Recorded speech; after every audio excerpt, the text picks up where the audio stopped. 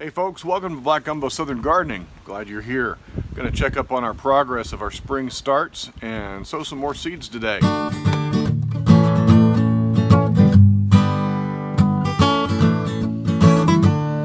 So my spring garden's underway. I've got my tomatoes and my peppers in seed trays under lights growing right now.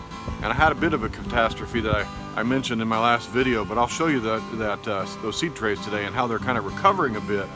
And then I'm going to plant a bunch of flowers. I've got these nasturtiums that I'm going to plant as pollinators to grow amongst my cucumbers as well. It's said that they kind of repel the cucumber beetle. We'll see. And then I've got 4 different varieties of marigolds that I'm going to be planting to spackle around my garden and to interplant in all my crops, because marigolds are beautiful. They repel nematodes, they repel some pests, and they attract bees. So I'm going to plant these today. Moisten up my soil. That should do.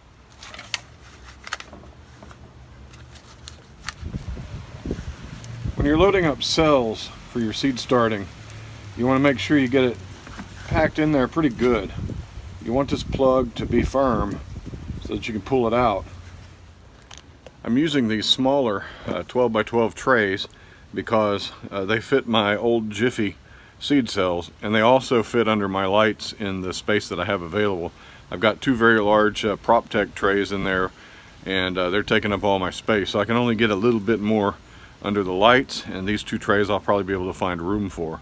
So that's why I'm using these, and you know, you can propagate in just about anything that you can put soil in. These little trays are real handy. I'm going to plant those just into the soil. It says that they just need to be covered lightly. What is a planting depth? About a ½ inch. Yeah, so we'll just shove those in about ½ inch. Just shoving it down in there. Since it's moist, it's kind of like clay almost. You can just kind of shove it in there. We'll come back and put some of this seed starting mix over the top. I like to water them in before I cover them, just to make sure these thick walled seeds are nice and moist. Cover lightly, don't have to cover too much.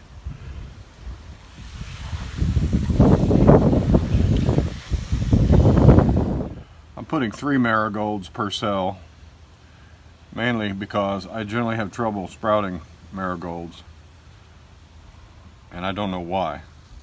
So I like to make sure I got plenty of them. These kind of seeds from these flowers, I don't know how you orient them when you place them in the ground, and I haven't bothered to go figure that out. But I assume, since in nature they just fall down on the ground, they can go vertically or they can go horizontally into the soil. So I'm doing a little bit of combination of each. So there we go. There's my Cracker Jack mix. I've planted these before, very common variety. And you get yellow and orange flowers. Over here I've got a Colossus red gold. It's a little bit different cultivar, and each cultivar has a little bit different characteristics that can help your garden out. These Cracker Jack mix are kind of the classic marigold. The brocade mix is going in next, these nice orange ones. I'm going to put in these bambinos as well. I like the way those look. And here are the Colossus red gold bicolors. Those beautiful flowers. The thing about seeds, especially these flower seeds, you get so many of them that you don't really have to worry about putting too many in a cell, because you can always come back and thin them if you need. And I'm not sure about marigolds, but I will research and find out if you can divide them once they've come up. And if you can divide them easily and their roots will handle it, kind of like tomatoes, you can divide tomatoes. You could then I'll be able to plant all the seeds that come up and have a whole lot of plants here.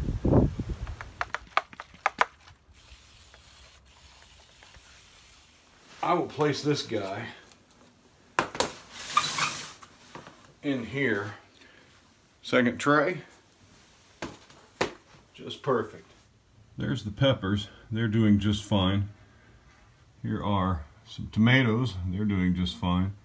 And all the peppers that were slow to come up are now starting to germinate. Over here, I had thought that I had burned and desiccated my tomato plants, especially those in the middle, and some of them I certainly did, by not adjusting them to ambient conditions when I took them out of the bag.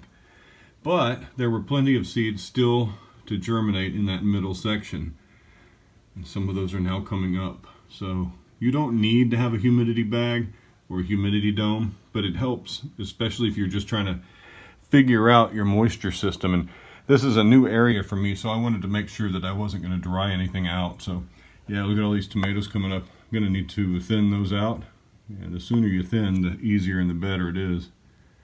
Here's an update on my single seed challenge, Black Beauty. This little guy has come up. It took a while, but he's up. Let's rotate him so that he will get strong. He's now leaning away from the lights, and that'll encourage this plant to move and lean toward the lights. And the more movement these plants have when they grow, the stronger they get. My lights are pretty high, so my plants are going to be leggy and tall, but I don't care about that when it comes to tomatoes. All these leggy tomatoes will be buried all the way up to their first branching, the little place where their first branches come off, and all of those hairs on that stem will grow into roots. So we're well on our way here. Even I had a blonde Copchin, which was one of the varieties that does not like to come up.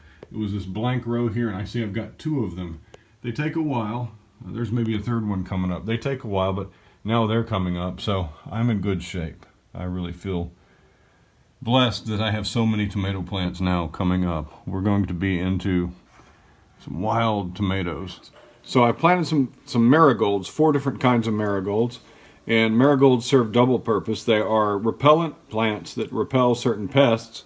They also attract pollinators. I've also started some nasturtiums. They're not up yet, but I went ahead and put them in the soil and got them under the light so we can get a head start on those guys. Those are a edible companion plant for cucumbers, and they're just a beautiful plant to have in your garden, so I had to have some. So the marigolds have come up. You can see that all of the marigolds have sprouts. Now, my nasturtiums have not come up yet. They are 11 to 14 days, and yeah, I didn't expect to see them, but I didn't expect to see my marigolds so soon. They're very eager. And right here is my single seed challenge, my tomato plant that is coming up, doing just fine. There's all my other seeds. I had to fertilize them. They are starting to show. They came up so quickly, and they're growing so vigorously that they've expended all the nutrients in their cotyledons, their first leaves, and you can see some of them over there on the far side are getting yellow, and that means they need nitrogen. They need a little bit of fertilizer. So I've watered from below with a half and half water fertilizer mix. Yeah, there we go. Looking good, huh? Look at those peppers back there. Lots of peppers. So now that spring is nigh and the plants need to be underway, things are moving quicker, and we can update you more frequently about little tasks we're doing in the garden that are actually quite important. So I want to get my healthy plants going in their seed trays. It's time to start thinking about putting them out and starting to harden them off. In zone 9A, March the 1st is our last average frost date, and so anytime around that date is the time to get your plants outside. So I'm really kind of pushing for that time period and getting my plants up and going. We might have been a little bit early, but not too much. So yeah, it's been, man, things are moving quickly. So hey, if you like our videos, subscribe to our channel. We'd really appreciate it. Like us on Facebook and Instagram, and happy gardening to you. Take care. Bye-bye.